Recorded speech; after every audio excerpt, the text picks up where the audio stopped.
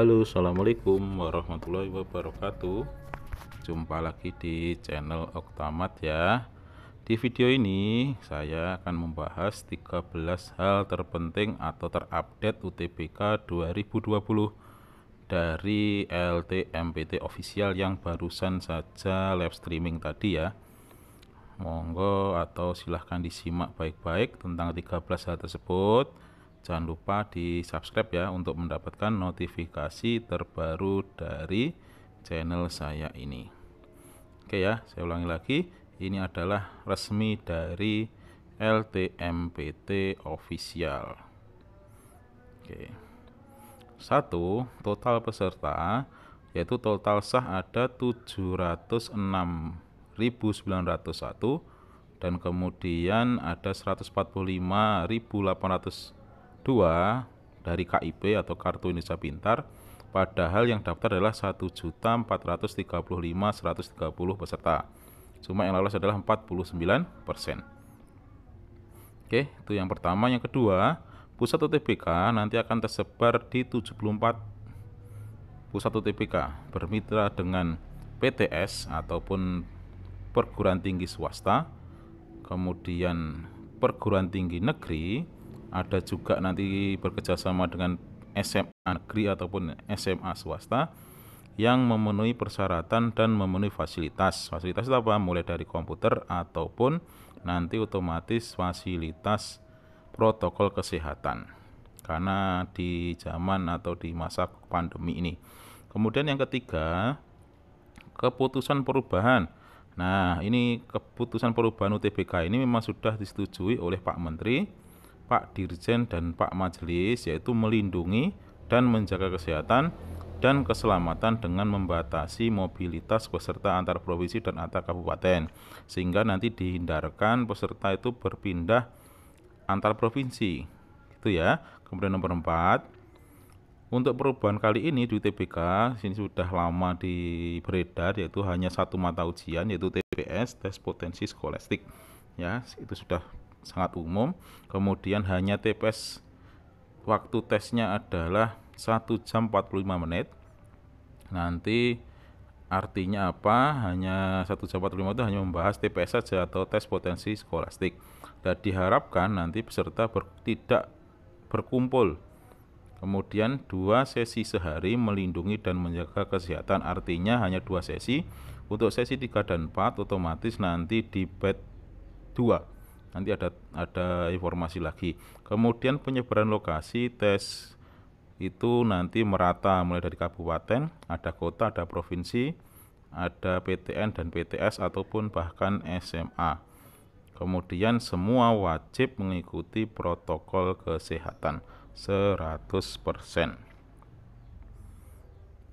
Oke ya, itu perubahannya.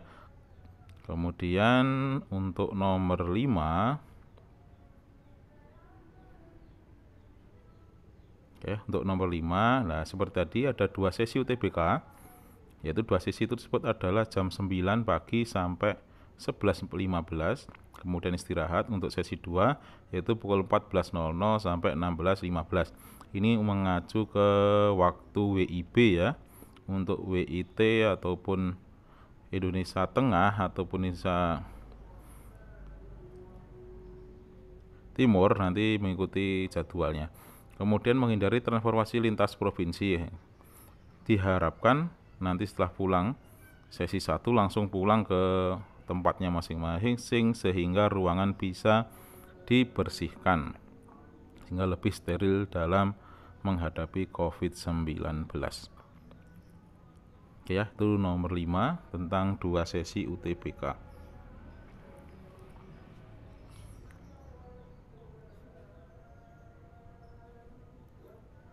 Oke, untuk sesi 1, setelah sesi 1 selesai, diharapkan peserta itu pulang dan langsung ruangan tersebut bisa dibersihkan oleh tim dari ujiannya tersebut sehingga nanti lebih steril untuk sesi kedua. Kemudian nomor 6, alternatif pelaksanaan. Batch 1 yaitu 5 sampai 14, batch 2 adalah 20 sampai 29, cadangan adalah 29 Juli sampai 2 Agustus. Nah, yang kemarin daftar di sesi 3 dan 4 itu maksudnya nanti akan dimasukkan ke bat 2 yaitu 20 sampai 29 Juni. Lah sesi 1 dan sesi 2 otomatis masuk di bat 1 5 sampai 14 Juli 2020. Oke ya, sehingga kemarin ada sesi 4 1 sampai 4, 1 2 masuk bat 1, sesi 3 4 masuk bat 2. Kemudian kok masih ada lagi, maka diikut di dalam cadangan. Kemudian nomor 7, alternatif jadwal. Alternatif jadwal itu nanti kita cek aja seperti ini. Di sesi 1 misalkan nanti jam 9 sampai 09.05 nanti peserta masuk ujian, kemudian seterusnya pemeriksaan identitas, baru latihan, kemudian ujian TPS UTBK. Artinya apa? Nanti peserta jangan mepet di jam 9. Artinya jam 9 itu sudah berada di lokasi ujian sehingga langsung ada pemeriksaan. Oke, kemudian nomor 8, perluasan layanan. Ada 74 pusat UTBK satu Indonesia, mitra PTS, SMA atau SMK. Jika pusat UTBK berada di luar provinsi, kemudian berada di zona merah, pusat UTBK zona merah, maka akan dijadwalkan ulang atau relokasi. Silahkan nanti menghubungi di LTMPT ya untuk letak ataupun ada perubahan jadwalnya. Kemarin memang ada beberapa lokasi itu di zona merah, kemudian yang ikut tes juga di zona merah. Gimana keputusannya? Apakah dijadwalkan ulang atau direlokasi? Silahkan menghubungi panitia LTMPT. Oke ya. Kemudian nomor 9, ketentuan peserta. Hanya peserta sehat. Artinya apa? Mulai suhu tubuh ataupun kebersihan ataupun lewat surat keterangan sehat. Kemudian sebelum ujian dianjurkan isolasi 14 hari. Kemudian yang berikutnya adalah sebelum berangkat diharuskan bersih, artinya itu bersih badan. Kemudian jangan lupa pakai masker ataupun lebih gampangnya Pak sesuai dengan protokol kesehatan. Kemudian menyiapkan dokumen. Dokumen itu apa saja? Mulai dari nomor peserta LTMPT atau UTBK, kemudian surat keterangan kelulusan dari sekolah. Kemudian tidak boleh mampir, artinya jika berangkat ke lokasi ujian ya hanya berangkat lewat lokasi ujian aja, jangan mampir ke mana dulu gitu, nggak boleh. Kemudian pengantar menurunkan di drop zone, artinya kalau ada yang mengantar ke lokasi ujian hanya sampai ke lokasi yang tepat untuk mengantarkan. Kemudian nomor 10, keamanan soal. LTMPT mempunyai banyak soal, sehingga kemungkinan soal sama kecil, kombinasinya banyak. Artinya kalau nanti ada yang membocorkan soal sangat tidak mungkin karena bank soalnya banyak, kemudian kombinasinya juga banyak. Kemudian penjamin mutu tentang evaluasi keamanan soal, artinya sangat terjamin keamanan soalnya, jadi tidak mungkin ada soal yang bocor. Ya, itu sangat tidak mungkin karena sudah diatur sedemikian hingga sehingga kombinasinya juga banyak sekali dan sangat kecil untuk sama soalnya antara sesi 1 dan sesi 2 ataupun sama-sama sesinya. Kemudian nomor 11, penilaian.